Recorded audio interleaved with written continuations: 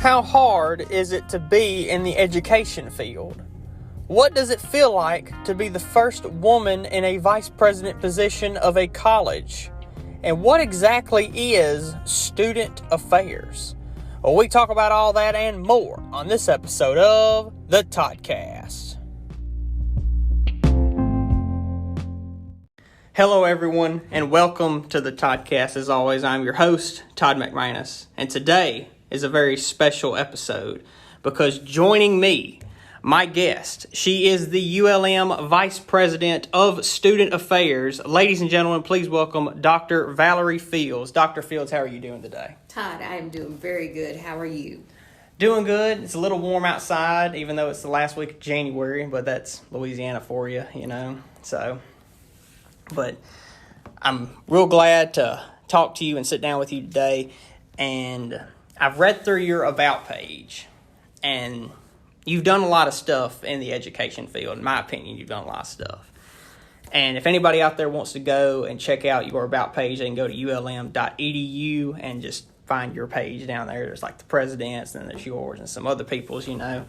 But I want to go back a little while. Okay. Back to the beginning. You got your undergrad at Southeastern, correct? Southern University in Baton Rouge. Okay. You got 2 degrees from right here at ULM. Yes. And you got your doctorate at Louisiana Tech. Yes. Now, one of those from ULM is a master's in education. It is. Administration and supervision. Mm-hmm. What led you to go that way? Like when you graduated high school, did you say, I want to be in education, or was it just a decision that just clicked once you got into college? Well, my family history is that of educators. My mom has 9 brothers and sisters, all of which were teachers at one time in Franklin Parish, and all except one. And my father was also in education. He started out in Caldwell Parish at Union Central High School. And of course, I had one uncle on my dad's side that was in education as well, and the other was an engineer. So for me, education was one of those things to where I felt it would be a great segue to do many things, and it has actually panned out to be just exactly like that. So teaching first and then moving into administration was for me a great path. So with all of those degrees and a doctorate, you spent a lot of time in college then, just learning, reading books probably. What was your overall college experience like? Did you enjoy college? Did you have a fun time? Were you just cooped up reading your education books, or what was your overall experience like? My college experience was great. I was not cooped up all the time reading. Yeah. As a matter of fact, I participated in lots of activities on campus. To say that on Sundays I drove into Winsboro to play the organ for church, but on Saturdays, you would find me at the football game at Southern University on campus because I did not miss. And after the game, there was generally a party. So I did attend parties, you know, after the football game. And I think that helped to ignite some things that resonated with working in student affairs at that time, because Mr. Norman Sanama was over junior division at Southern University in Baton Rouge, and he was one of those individuals that always pushed us to do more and become more engaged in campus outside of the classroom. So I do have, I guess, one of those that's just one of those areas where I feel is very necessary for all students to be well-rounded. Yeah. And why did you decide to get these different degrees as well? Like you got an undergrad, and then I'm guessing, and then those 2 degrees from ULM, and then a doctorate as well. Why'd you decide to get all of these together? Well, it kind of came in phases. Of course, undergrad, if you do not have an undergraduate degree, it's very hard to navigate in the employment field. And with me having the desire to be a teacher, that was necessary. As everyone knows, once you start teaching and you start looking at how you have impacted others, then you may want to do more. And for me, that was that case. So I thought that if I became an administrator, I would also have the ability to help with change and would be able to be heard more through working in administration. So I did not have the opportunity to work at the level of a principal or assistant principal while I was in Monroe City School District, but I did have the opportunity to work as a mathematics specialist at J.S. Clark Magnet School, meaning I had the opportunity to work with all of the students that came through the school, and watching them navigate into middle school and high school was very exciting for me. So once I finished with teaching there, I was able to finish my master's degree and then start on my EDS, which the EDS is which led me into higher education, working with Dr. Virginia Eaton in the technology. I think it was the computing center at that time, or the area of computer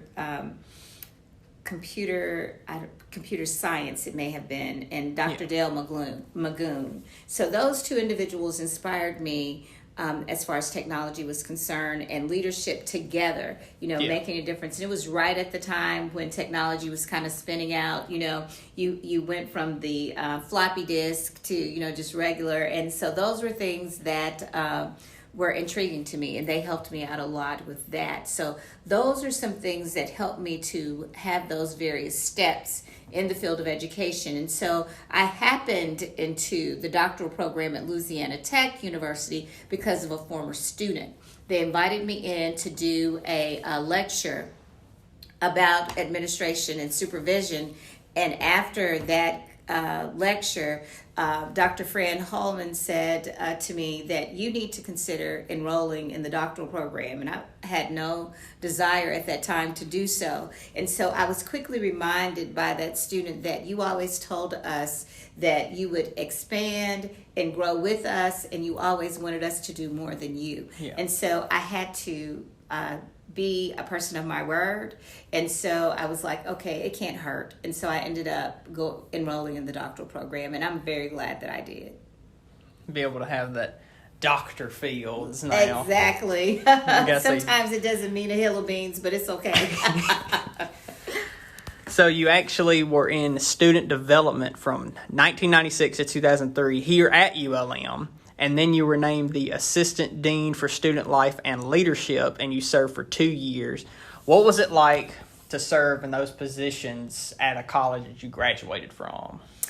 For me, it was rewarding because I began to see some of the students that I had taught in elementary school come to college. Yeah. So that was really exciting. And then I also had the opportunity to work with various organizations. I will say to you that I was just thinking the other day how impactful Mr. Johnny Huntsman was to student development when I first got here. He always underwrote the student organization meeting that we had for all of the student organizations. So he provided the food and the door prizes and all of those things.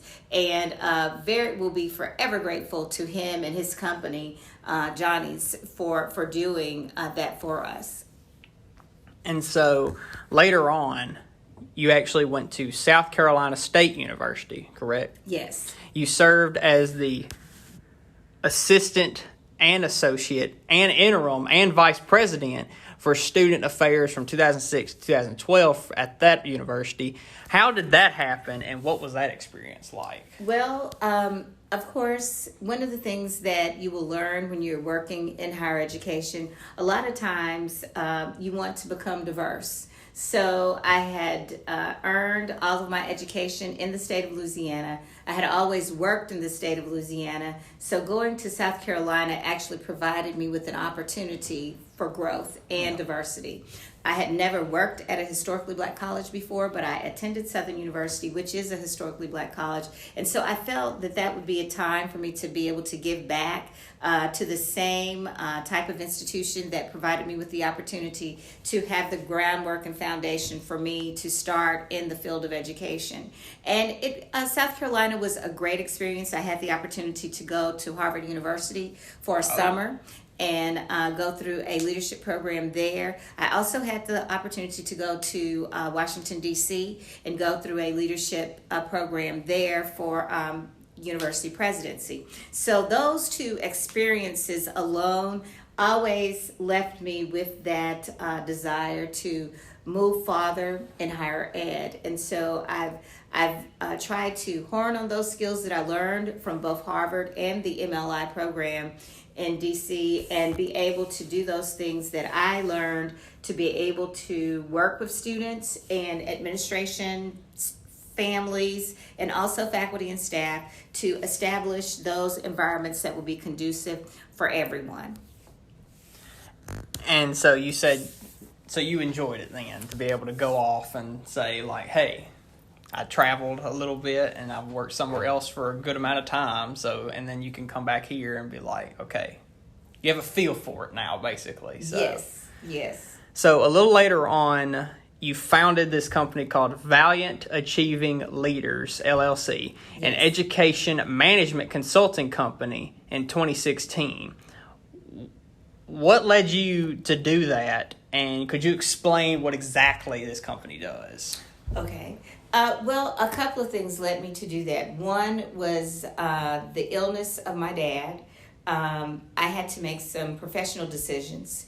I had to decide whether or not I would continue being a vice president for academic affairs and try to juggle travel from South Carolina to the state of Louisiana pretty frequently. Yeah. And so I had to look at some alternative measures of continuing to be connected with education, but also being able to balance myself so that I would be able to be support for my mom and my family here in the state of Louisiana. So one of the things that one of my colleagues told me was like, Val, what you do is something that you can do remotely as far as consulting is concerned with high schools and middle schools and elementary schools. And so I was like, yeah, but can you really do that? And they were like, of course you can. You just need to establish an LLC, and then you can work with the principals and, you know, continue your path that you're doing. So it started out as working with high schools and middle schools, looking at their accreditation and how those standards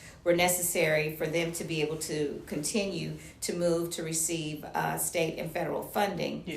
And so then it got into technology with those different areas, and then some branding. So the most recent experience which was with Ronald McNair Middle School, and that's in Florence, South Carolina. And so they were in a rebranding process. And so with that, they were able to take Dr. Ronald McNair's mission of technology, and then we have been able to expand that and brand it out to be more meaningful for that middle school. So really just looking at branding, accreditation, and then looking at how their curriculum is established to meet the needs of the students of whom they're serving.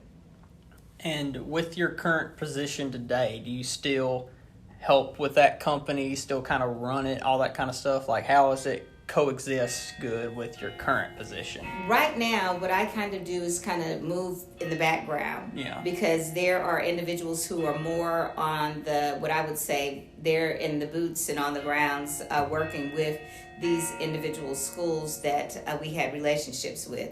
And so I just kind of, if there's something that may be critical and somebody shoots me something over to look at, then I do that. I do continue to have conversations with the principals at each one of the schools to ensure that their needs are being met by the company, and that whatever they have asked in their plan, it is being done.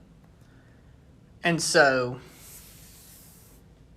last year, the big culmination, in my opinion, on July 1st, upon the retirement of former Vice President Camille Currier, you assumed the role as the interim vice president of student affairs. Did you think that you would be the permanent, I should say, like the actual, instead of the interim moving in to say, I am the vice president? Did you think that was going to happen when you first assumed that role? No, I did not, because of the way we entered into that role. Yeah. That entrance was to come in and work with, at that time it was interim President Lidoff, and to help him foster an environment for the next president in his or her administration. So I came in simply almost like a consulting person again, to help establish a environment in student affairs and just kind of pick up where Mr. Career left off, and looking at a few things, changing up some things, but still keeping the overall concepts that were somewhat in place to make sure that all of the directors were able to move forward to meet the needs of the students that were on campus. And was there like a, how can I say this, like a trial, like how they had for Dr. Berry? Did they ask you, or was there like different people come in and say, apply for this vice president position that you ended up with? Well, that is an interesting question. Dr. Berry came in and said to me that he would like for me to be a part of his team, in which I was very taken aback by that, because I was like, oh my goodness, you want me to stay? And he was like, yes. And so I said, are you sure? Excuse me. And he said, yes. He said, I feel that you're doing a great job, and I would like for you to continue. So with that, Todd, what actually happened was Dr. Berry went forth to the board, the UL system, and asked them to forego an interview process and allow him to be able to appoint me to the position. Oh. And they approved that. Oh. Yes, and so that's how that happened. That must have felt pretty good then. For him to just say, I want Dr. Fields to stay here in this position, instead of any kind of trial or anything or interview process like he went through. I know that, because that lasted a good while for him. Yes, it was a rigorous process. And once you were announced to be the vice president of student affairs, what did it feel like? Like, did you wake up one morning and were like, I'm now the actual vice president of student affairs now at ULM? Like, did you have that kind of a wow moment or anything like that? It was a wow moment for me, because I would have to say that sitting in this seat is very important, not just for the administration, but for the students and the community. Of course, when it first happened, it did not resonate with me about being the first female vice president. That did not resonate. Yeah. What resonated with me was the fact that I had worked in student affairs before, and I was provided the opportunity to come back in the capacity of vice president.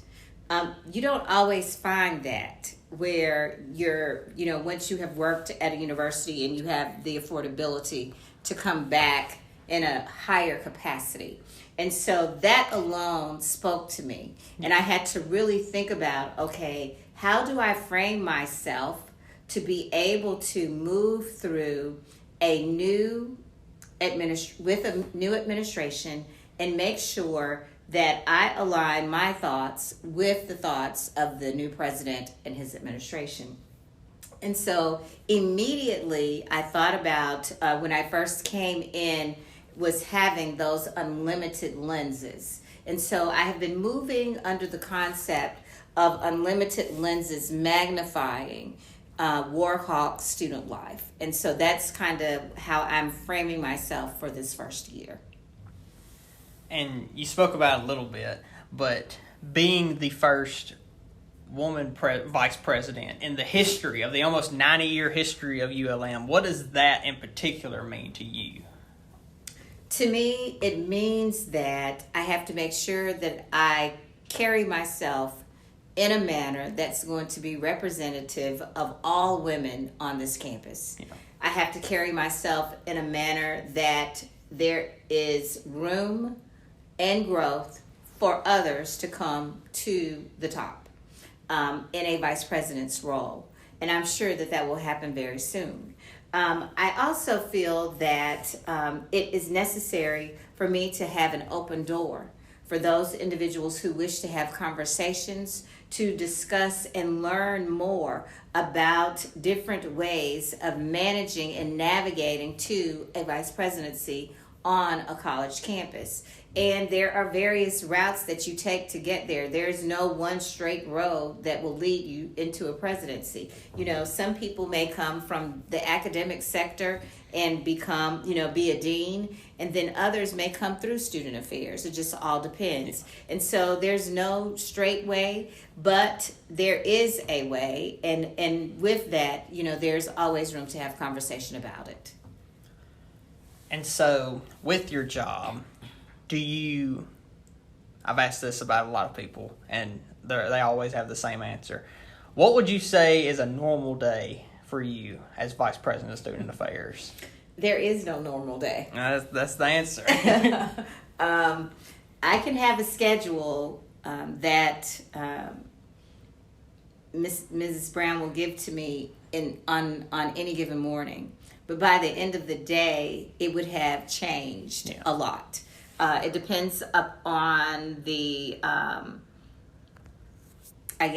what's going on the campus. A lot of times the students and even parents, they call and they want to know, is this happening today?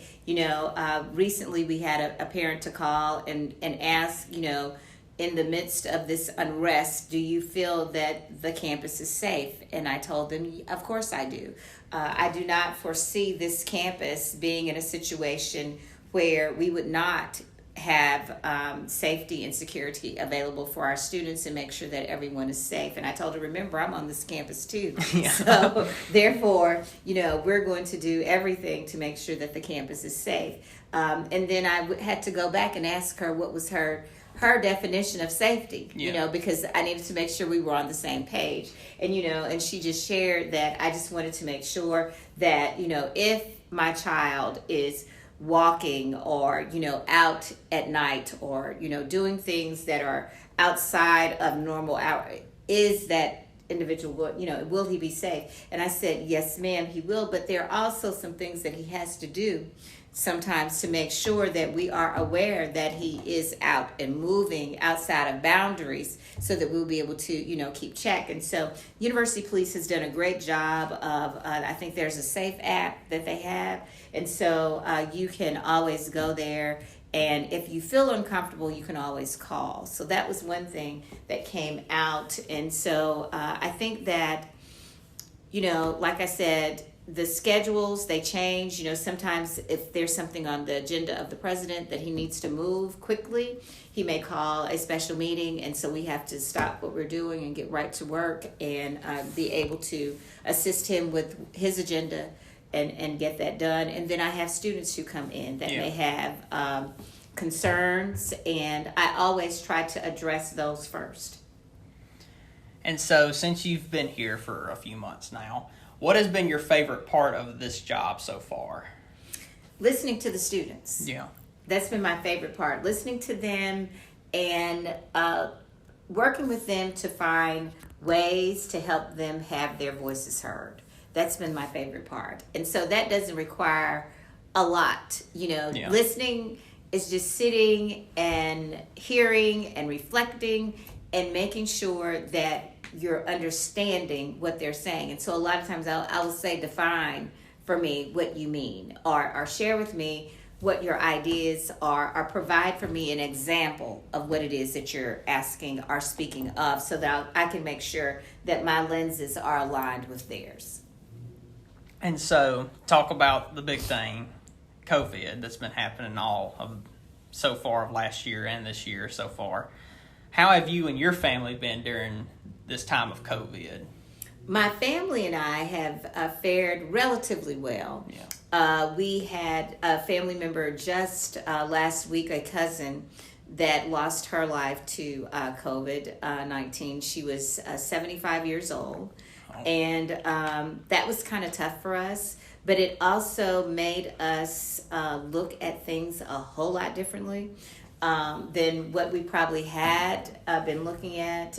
It kind of made us step up a little bit more with some measures with other family members. Some people were not taking it very, very seriously. They were wearing masks, but they may have been out a little bit too much. So kind of, pulling back in some with those members who are in that age category that are high risk. And so now at your career position, how has your job so far been affected by COVID? Well, because of the fact that I have to work with student protocols and with our environmentalist, Mr. Shane Dykes. So working with him, that's a moving target because it's going to depend upon the regs that we get from CDC. And then we have to look at those and make those personalized to the university and our environment and the students and our culture. A lot of times we will see things, and so everybody has to make sure that we're following the guidelines of CDC. But then we have to have extra steps that we do on our campus to make sure that our students are safe. For instance, if a student is in res life and housing, then if they are positive, then we have to make sure that they are in isolation from the rest of our students. What does that mean? That means that they still have to get, if they are feeling well enough, they have to be able to remote into class online. Yeah. They have to eat. So that means we have to work with food service to make sure that they have their food. And then if they need some type of medication or meds or things like that, then we have to have that relationship with our health center. And then if they need any other type of assistance, then they are to reach out to the counseling center on our campus to make sure that we keep them aligned. We do have a Zoom call on Mondays, Wednesdays, and Fridays for students. I think that call on Fridays, I think it's somewhere around 11 o'clock, but on Mondays and Wednesdays, I think it may be at 3 o'clock, I believe. And I know that Dean Jackson may have changed the time on one of them, but that Zoom call also gives us the opportunity to hear the voice and make sure that, the students are okay if they have additional questions outside of any information they have read as it relates to Zoom, because that's very important for us to keep the campus community as safe as we possibly can. And whenever the big lockdown happened, like back in March of 2020, do you think ULM has done a good job so far handling COVID? I would have to say yes, because we have had other colleges and universities who have had experiences much different from ours, with numbers that have escalated exceptionally high, and they have had to go into a situation where everybody was remote. Yeah. Here, we have been able to continue to do things in a hype flex type of mode for our students, and I think that has worked exceptionally well. With our residence life and housing, we have been able to stay open because we haven't escalated to the numbers that would cause us to have to say, okay, we are at that peak and we're going to have to shut down. Yeah. We didn't get to where we had every room that has been set aside for COVID-19. Not every room was filled at one time. Yeah. Yes. And to end this off with one last question before the very end, if you have is there any advice you would like to give to anybody that's listening that may want to go into the education field, may want to get their doctorate? Like, what would you tell somebody that advice? One of the things that I would tell them is do not look at the money. Yeah. Don't look at the money, because that can be something that can be a deterrent. Because, everybody wants to make a lot of money. And in education, you can. It just may not come in the manner in which you think it should. Yeah. It can come from other opportunities that will provide you with resources. It may not be cash dollar bills that you receive, but there will be resources that are richer than the dollars that may come into your bank account. There may be relationships that are richer than money. There may also be the opportunities to work relationships with other people that can provide you with the avenues to get to the money that you think you should earn. So don't get caught up about, oh, teachers don't make this and they don't get this, and at school administrators don't make this and they don't have this. Yeah. Yes, our base salaries may not be as high as they should be. However, the relationships that we make, the different environments that we have the opportunity to navigate in, those things are priceless. And so I would just say to them, if you have a passion to want to teach or want to go into the education field to do other things, then by all means, go through it. And don't let the praxis be a deterrent either. Because, testing is just that. It is a test that you have to take, and you have to change your mindset when you go into taking praxis. So you can't go in already feeling that you're going to be defeated, because if you do that, you will be. And so you have to put yourself in an environment with those people who have been successful, and you will also be successful with passing that test. I think that's very good. Well, thank you. And to end this off, is there anything that you'd like to say about your life, university? You can say anything you want to, anything you'd like to add to end this off. Well, thank you, Todd. The only thing that I would like to add is, as we navigate on the bayou, we're going to do that with unlimited lenses, magnifying Warhawk life. We have looked at a few things in student affairs, one being we are studying the book entitled Leadership by John Maxwell. We will have 2 initiatives that will roll out this semester. One is going to be sipping tea at noon and 3 with the VP every 3rd Thursday. And the second one is going to be Tuesday ties with the ULM guys. Yeah. And so we're going to do those things so that students who still feel that they may not have that opportunity to visit in one manner, they will still have an opportunity to have a voice and be heard. And so very much looking forward to that. And I want to thank you for interviewing me on today and thinking that I am able to bring some type of value to your podcast. I really thank you for that. And just to let all the listeners know, I'm tapping into Todd because he's going to be helping us in student affairs with podcasting. So thank you all so much for listening on today. And yes, he's laughing, but I am so serious that he's about to expand this podcasting into student affairs at ULM. Oh, well, thank you for joining me today, and thank all of you for listening. As always, please rate and subscribe, and if you're listening on YouTube, please like, comment, and subscribe, and click that bell to get notified when new videos are uploaded. And make sure you follow the Toddcast only on Instagram at @the_Toddcast_ for all your Toddcast social media needs. Make sure you tell your friends and your family, or anybody really, to give it a listen. And thank all of you for listening to this episode. And if you want to know what's going to happen next week, well, I guess you're just going to have to tune in to find out. Only on the Toddcast.